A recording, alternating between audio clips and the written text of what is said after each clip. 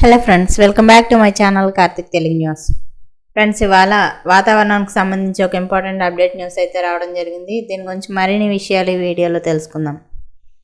ఆంధ్రప్రదేశ్ రాష్ట్ర ప్రజలకు big alert.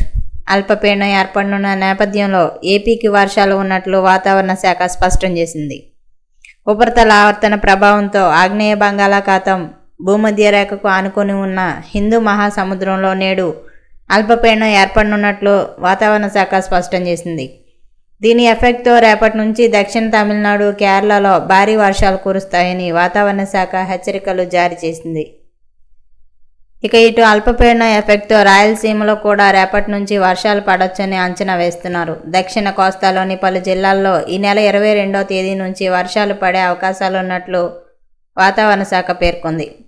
ఇదిలా ఉండగా తెలంగాణ, ఆంధ్రప్రదేశ్ రాష్ట్రాల్లో చలి తీవ్రత క్రమక్రమంగా తగ్గుతోంది.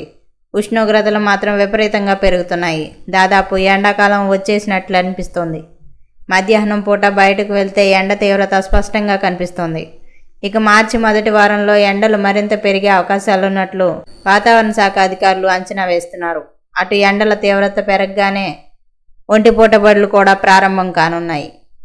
సో ఫ్రెండ్స్, ఇది అప్డేట్ న్యూస్. మరిన్ని అప్డేట్స్ కోసం ఛానల్ సబ్స్క్రైబ్ చేసుకోండి ఫ్రెండ్స్. అలాగే పక్కన ఉన్న బెల్ ఐకాన్ క్లిక్ చేసి వీలైతే ఛానల్కి లైక్ అయితే చేయండి. Thank you friends. Thanks for watching this video.